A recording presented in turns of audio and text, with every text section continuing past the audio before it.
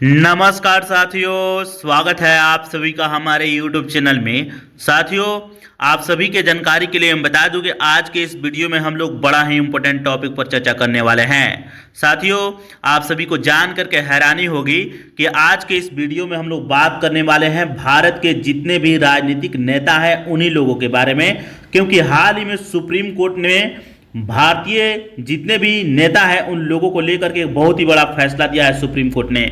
उस फैसले के बारे में जब आप लोग जानिएगा और समझिएगा तो आपके पैरों तले फ्रेंड जमीन खिसक जाएगा।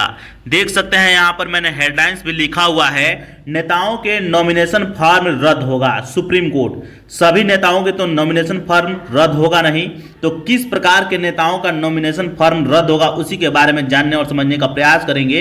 यहाँ पर मैंने आगे भी लिखा है कि फैसले के बाद बीजेपी पार्टी में नाराजगी देखने को मिली है, क्योंकि बीजेपी पार्टी दुनिया की सबसे बड़ी पार्टी है, ध्यान रखिएगा, राजनीतिक पार्टी है, और यह वैसी पार्टी है जिसमें सबसे ज्यादा अपराधी छवि वाले नेता पाए जाते हैं। ध्यान रखिएगा, ऐसा नहीं है कि भारत के दूसरे पार्टी जितने भी राजनीतिक पार्टी है उसमें आपराधिक छवि वाले नेता नहीं है, लेकिन सबसे ज्यादा अगर आपराधिक छवि के नेता अगर आपको देखने को मिलेंगे तो बीजेपी पार्टी में देखने को मिलेंगे। तो ये चीजें याद रखिएगा। तो चलिए देखते हैं और समझने का प्रयास करते हैं कि सुप्रीम कोर्ट ने आखिरकार कौन सा आदेश दिया, अपने फैसले में क्या क्या चीजें कही है।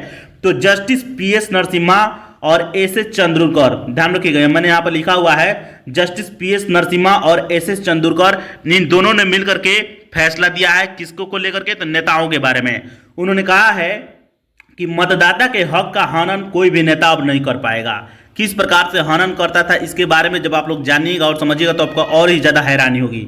उन्होंने कहा था कि पुरानी दोष सिद्धियां दिखाना अनिवार्य है, यानी जितने भी नेता हैं अगर उन पर कोई भी छोटा से छोटा अपराध है, कोई भी अपराध का केस दायर हुआ है, एफआईआर हुआ है, तो जब भी वे अपना नॉमिनेशन फॉर्म भरेंगे इलेक्शन के लिए तो उसमें दिखाना अनिवार्य है। उनको ये बताना जरूरी होगा कि मैंने ये अपराध किया है, वो छोटा अपराध हो या बड़ा अपराध हो, वो दिखाना जरूरी है। ऊपरी कोर्ट द्वारा सजा रद्द भी कर दी गई हो फिर भी आपको दिखाना जरूरी है।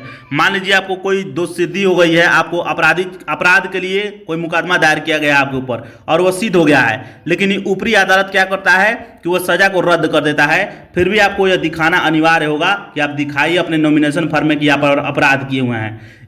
दोषिद्धि छुपाना दमन है, ऐसा सुप्रीम कोर्ट ने कहा है। कि इससे क्या होता है तो मतदाता के स्वतंत्र अधिकार में बाधा देखने को मिलती है, यानी वह स्वतंत्र रूप से किसको मतदान दे, वोट दे, इसकी फैसला वो कब करेगा? जब नेताओं के बारे में पूरी जानकारी उसके पास रहेगी तभी। तो ये सारी चीजें हैं। तो आप लोग वीडियो अच्छी लगी हो लाइक कीजिए, अपने दोस्तों में शेयर कीजिए। चलिए मिलेंगे नेक्स्ट वीडियो में। नमस्कार, धन्यवाद।